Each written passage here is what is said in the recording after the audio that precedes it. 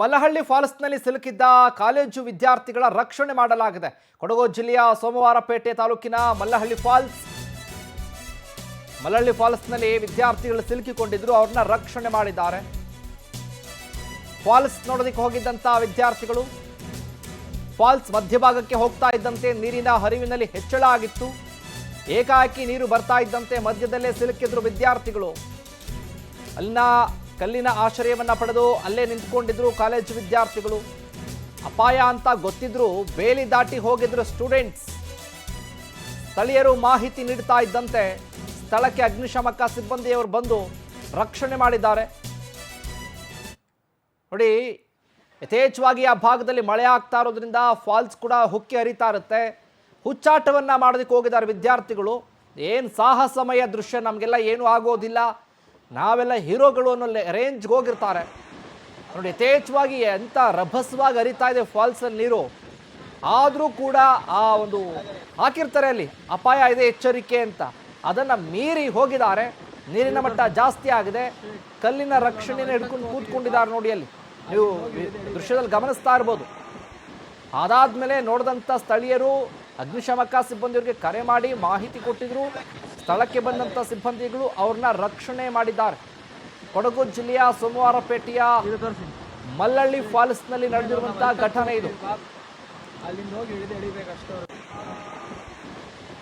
ಇದೇ ವಿಚಾರಕ್ಕೆ ಸಂಬಂಧಪಟ್ಟ ಹಾಗೆ ಹೆಚ್ಚಿನ ಅಪ್ಡೇಟ್ಸ್ ಅನ್ನ ಕೊಡ್ತಾರೆ ನಮ್ಮ ಮೈಸೂರು ಪ್ರತಿನಿಧಿ ಪ್ರೇಮ್ ಕುಮಾರ್. ಫೋನ್ ಸಂಪರ್ಕದಲ್ಲಿ ಜಾಯ್ನ್ ಆಗಿದ್ದಾರೆ. ಪ್ರೇಮ್ ಕುಮಾರ್, ನೋಡ್ತಾ ಇದ್ದೀವಿ ವಿದ್ಯಾರ್ಥಿಗಳು ಹುಚ್ಚಾಟವನ್ನ ಮಾಡಿ ಸಿಲುಕಿದ್ದಾರೆ, ಕೊನೆಗೂ ಕೂಡ ರಕ್ಷಣೆ ಮಾಡಿದ್ದಾರೆ. ಈ ವಿಚಾರವಾಗಿ ಅಪ್ಡೇಟ್ಸ್ ಕೊಡೋದಾದ್ರೆ ಶಿವಕುಮಾರ್, ಏನು ತುಂಬಿ ಏರುತ್ತಿರುವಂತಹ ಮಲ್ಲಹಳ್ಳಿ ಜಲಪಾತವನ್ನ ನೋಡೋದಕ್ಕೆ ಹೋದಂತಹ ಪ್ರವಾಸಿಗರು ಹುಚ್ಚಾಟಕ್ಕೆ ಒಂದು ನದಿ ಒಂದು ತುಂಬಿ ಏರುತ್ತಿದ್ದಂತಹ ಪ್ರವಾಹದಲ್ಲಿ ಸಿಲುಕಿದ್ರು.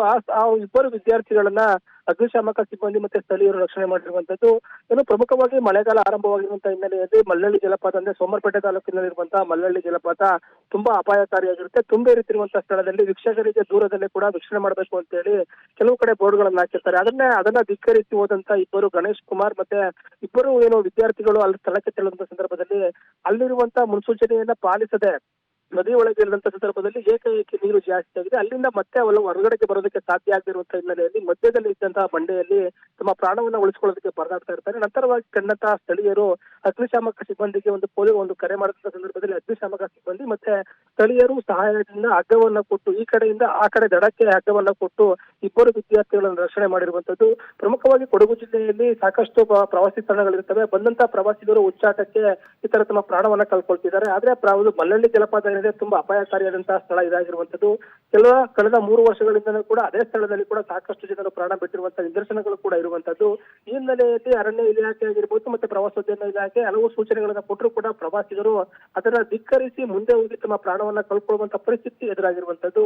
ಈಗ ನಿನ್ನೆ ಒಂದು ಸಂಜೆಯಷ್ಟೇ ಕೂಡ ವಿದ್ಯಾರ್ಥಿಗಳು ಅಪಾಯದ ಸ್ಥಳದಲ್ಲಿ ಸಿಲುಕಿದಂತ ಸಂದರ್ಭದಲ್ಲಿ ಅವರನ್ನ ಅಗ್ನಿಶಾಮಕ ಸಿಬ್ಬಂದಿ ಮತ್ತೆ ಒಂದು ಸ್ಥಳೀಯರ ಸಹಾಯದಿಂದ ಪ್ರಾಣ ರಕ್ಷಣೆ ಮಾಡಿರುವಂತದ್ದು. ಶಿವಕುಮಾರ್, ಥ್ಯಾಂಕ್ ಯು ಪ್ರೇಮ್ ಕುಮಾರ್ ನಿಮ್ಮೆಲ್ಲ ಮಾಹಿತಿಗಾಗಿ.